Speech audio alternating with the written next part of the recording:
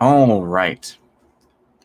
I was thinking about this one. I wasn't sure how to record it, and there are other ones I wanted to record instead. So I'm gonna go ahead and record it now. But I did see Uncle Ho's video. Shout out to him.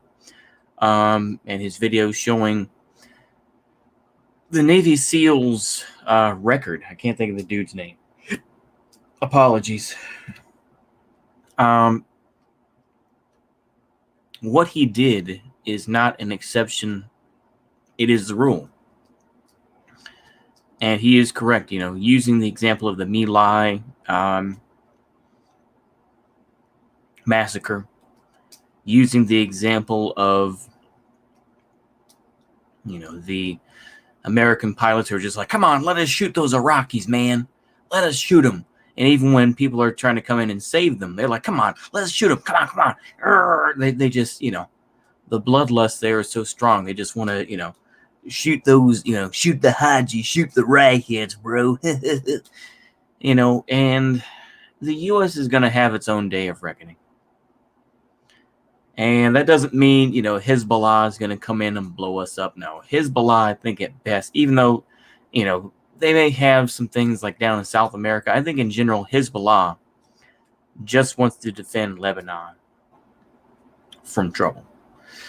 The fact is that the U.S. will be destroyed from the inside. And maybe I believe to a point what Lenin said, where it will be, the capitalists will buy their own rope to hang themselves with. And I think that's what's going to occur with the U.S. As much as I am an American at the end of the day, and I'm a product of the American system, we got to answer for a lot of crap.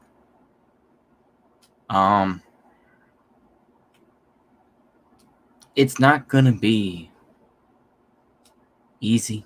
It's not going to be pretty, to say the least. But my personal opinion, as y'all know, is balkanization. At least my current theory. Like I say, it's a theory because I don't, may not happen the way that I think it does. And it probably won't. Like I say, I'm, pretty schizo, this and that, and I kind of stay in my own little lane. But I would say that the U.S. will break apart into various countries. It will break apart, and there will be huge civil wars that will occur amongst these former countries based on resources primarily.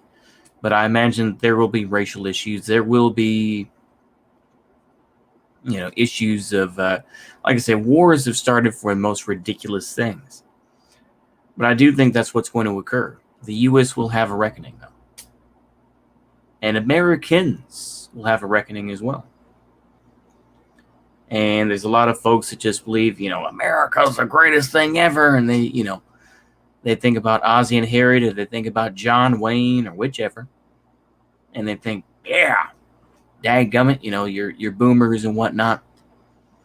But even the boomers are starting to wake up to a point.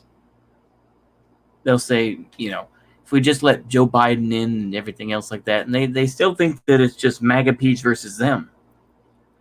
No, it is not just MAGA Pete's versus them. It's not just this people versus that people. Sometimes I just, once again, I feel genuine pity for folks like that who just think, if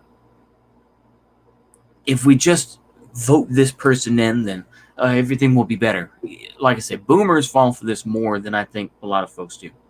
Hold on, I'm going to blow my nose here.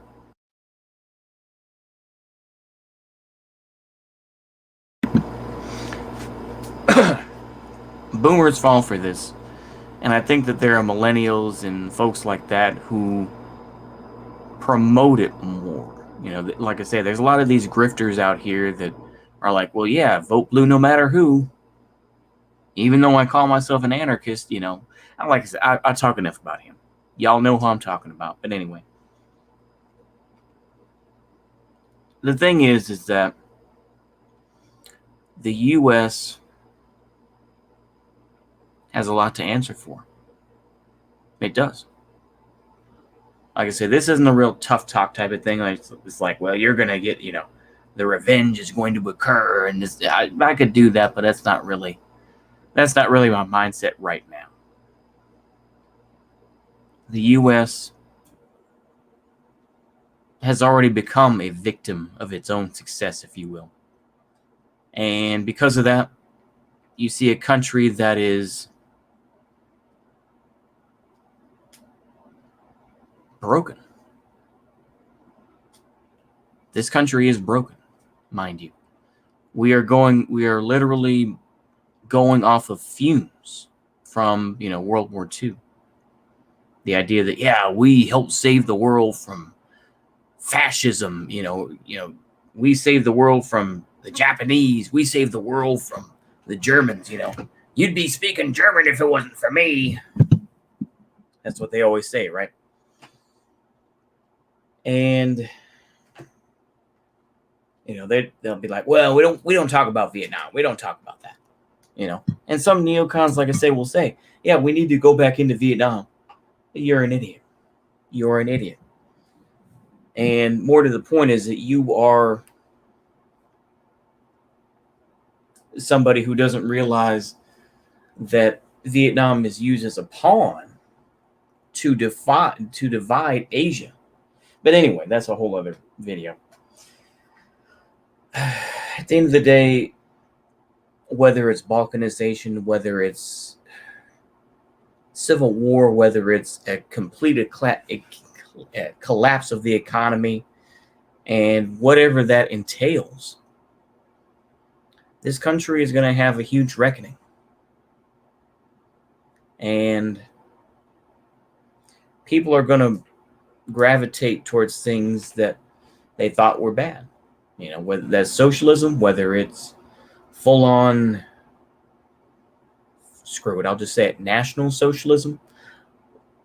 Maybe it's Maoism to some degree. The various ideologies that exist out there, and its proponents are going to come out of the woodwork, right? And then the real war will begin.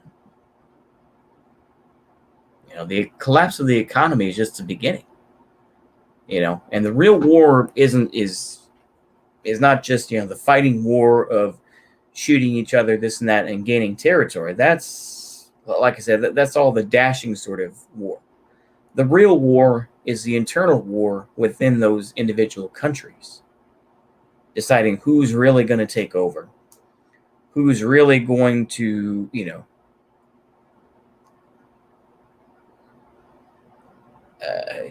lay the foundation for the destiny or the future of a region, future of a nation, whatever nation exists within the former United States, right?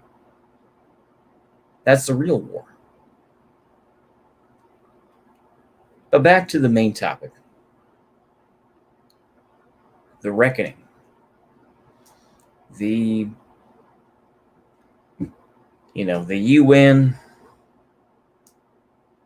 and I'm sure that the Iraqis, the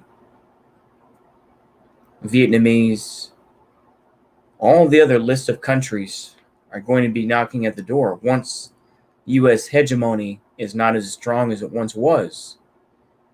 And you're going to find what's, these old men. I mean, you think it's bad with,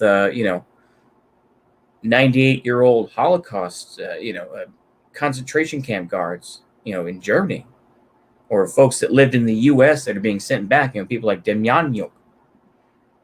Wait until that happens with, some Vietnam vet, who may be in a wheelchair. And then Vietnam says, hey,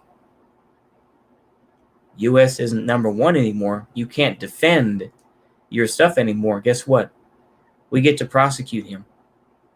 Now, who knows? That's probably, maybe that's wishful thinking. Maybe it's me pandering, and honestly, it is.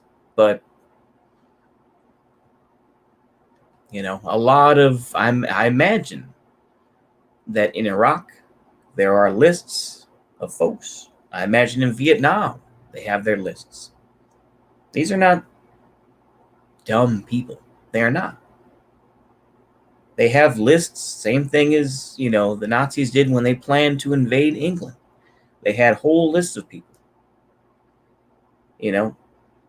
So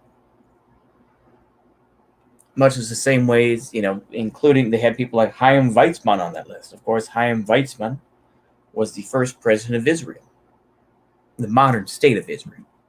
That's a whole other video and a whole other conversation. But anyway,